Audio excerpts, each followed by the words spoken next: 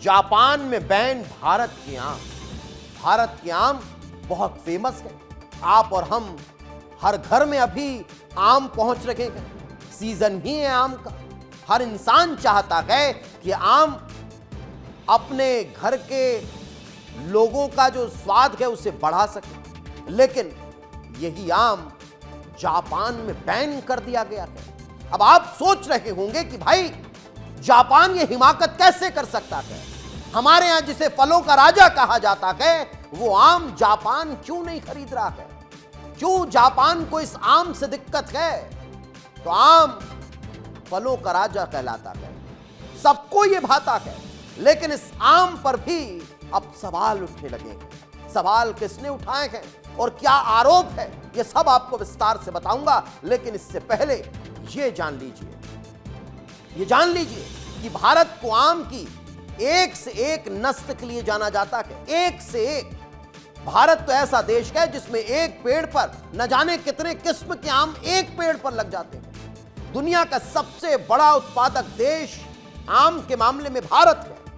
भारत में हर साल लगभग 2.5 करोड़ मैट्रिक टन आम का उत्पादन होता है। यानी दुनिया का 40 से 50% आम भारत में है।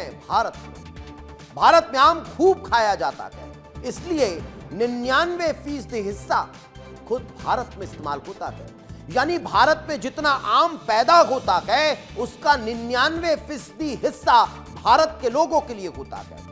मान लीजिए अगर भारत में 100 आम बन रहे हैं या उग रहे हैं तो उनमें से 99 आम भारत के लोग खाएंगे और सिर्फ एक आम जो है वो किसी और को दिया जाएगा। इतनी उत्पादन और इतनी भारत में खपत आम की है।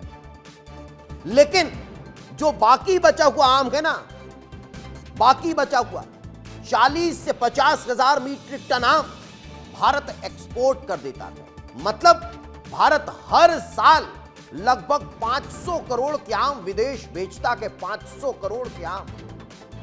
ये जो आम आपको दिख रहा है ना, ये आम का जो ठेला लगा हुआ है, ये जगह जगह आपको अभी कहीं निकल जाइए, हर शहर में आपको आम के ठेले मिल जाएंगे। ऐसे ट्रक भर भर के आम एक स्थान से दूसरे स्थान जा रहे होंगे। गुजरात का केसर कहीं पहुंच रहा होगा, राजकोट का फेमस आम कहीं जा रहा होगा। उधर आप अगर देखेंगे तो महाराष्ट्र का अल्फांसो, जैसे हापुस कहते हैं, वो आपको आसानी से कहीं भी बिकता हुआ दिख जाएगा। लेकिन अब आप सोच रहे होंगे कि आम की पूरी हिस्ट्री में क्यों बता रहा हूं, तो अब आप जानिए कि जिस आम को, मेरे मुंह में पानी आने लगा, कि जिस आम को आप चाव से खाते हैं, साल भर आम के सीजन का इंतजार करते हैं, उस आम को जापान ने बैन कर दिया है। जापान ये आम नहीं खरीद रहा है। आप सोचिए, भारत जापान को सालाना लगभग 43 से 45 मीट्रिक टन आम बेचता है। 43 से 45 मीट्रिक टन आम। ये देखिए क्या शानदार आम पेड़ों पर लगे हुए थे। लेकिन चलिए, अब जापान ने भारत का आम बैन कर दिया है। उस बैन के पीछे की मैं वजह आपको बताऊं, उससे पहले समझिए 45 मीट्रिक टन एक्सपोर्ट जो है वो भारत का आम जापान में होता है। इसके अलावा और जानिए, 16 करोड़ का ये व्यापार होता है। 16 करोड़ का ये व्यापार है। लेकिन ये आम इतने प्रीमियम क्वालिटी के होते हैं कि 1 किलो आम की कीमत 4000 रुपये होती है। 4000 रुपये 1 किलो आम, जो अभी आप अगर बाजार में जाएंगे तो 70 रुपये या 80 रुपये किलो आसानी से मिल जाएगा। आसानी से मिल जाएगा 70 रुपये 80 रुपये किलो। लेकिन अब जरा मैं आपको बताता हूं कि 1 किलो आम की कीमत जो है जापान में 4000 रुपये है। अब वही आम जापान में एक पीस जो है वो 7000 रुपये का है। जापान में एक पीस की कीमत जो है वो बहुत ज्यादा है। ये कुछ गलत लिख दिया है। 1700 रुपये से 7000 रुपये प्रति पीस मिल रहा है। सोचिए आप, अब जब इतना महंगा आम जापान में है, क्योंकि अब जापान ने भारतीय आमों के आयात पर पूरी तरह से रोक लगा दी है और हवाला दिया गया है कि भारत के आमों की क्वालिटी खराब है। खराब क्वालिटी का आम आप और हम खा रहे हैं। हमसे कई गुना बेहतर क्वालिटी का आम जापान भेज दिया जाता है। तो फिर बैन क्यों किया गया जापान में? रिपोर्ट्स के मुताबिक मार्च 2026 में जापान के प्लांट प्रोटेक्शन अधिकारी जो हैं वो भारत में आए थे और भारत के आम प्रोसेसिंग सेंटर्स का उन्होंने दौरा किया।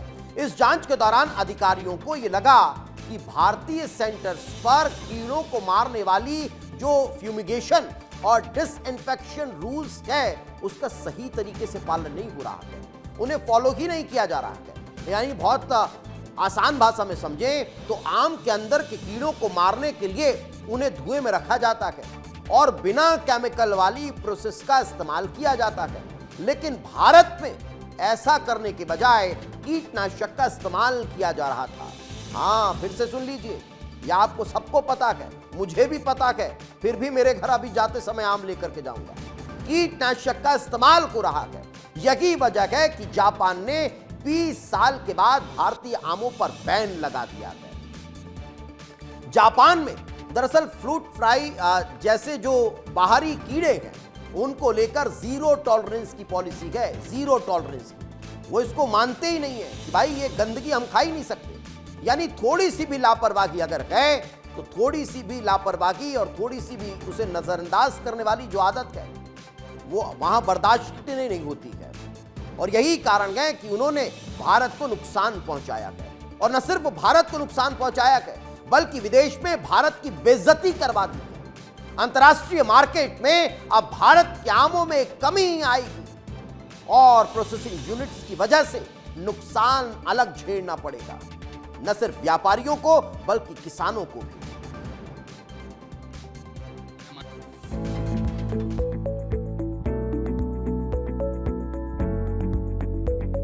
आम आ रहे हैं, बहुत अच्छे आम आ रहे हैं, मीठे भी बहुत है और नेचुरल पके हुए आ रहे हैं पेड़ से। अभी तो एज हो गया तो अब एंड का टाइम हो गया तो पके हुए आ रहे हैं। क्या हुआ? नहीं, डिमांड कम है मार्केट में कुछ। आम तो सब आ रहा है करीब करीब, रेट में बहुत कमी हुई है। आप कुछ 600 से 500 रुपये दर्जन करीब हो गया है।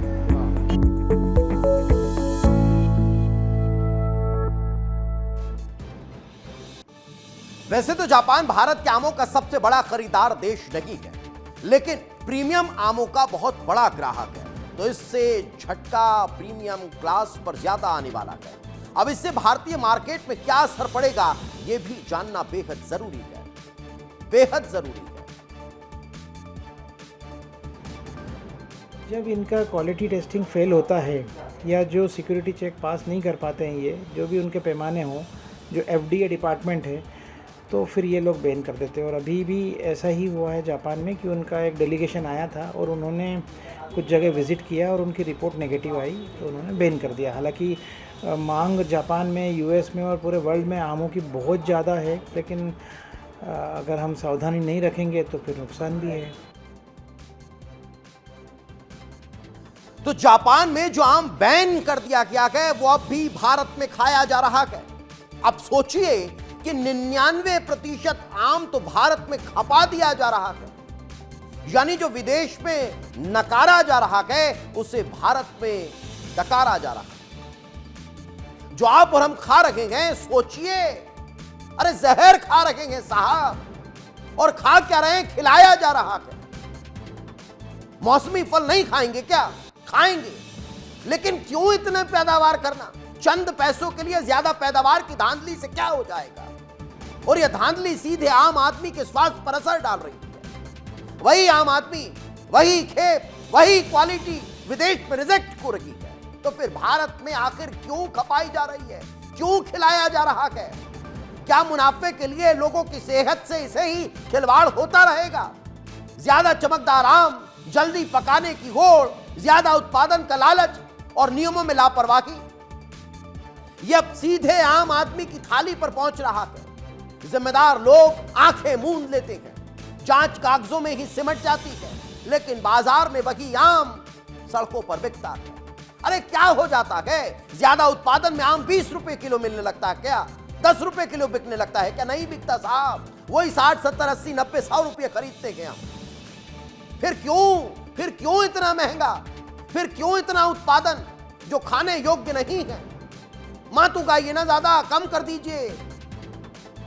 लेकिन नहीं साहब, भारत के लिए यही हो रहा है। हेल्थ एक्सपर्ट क्या कहने, जरा सुनिए।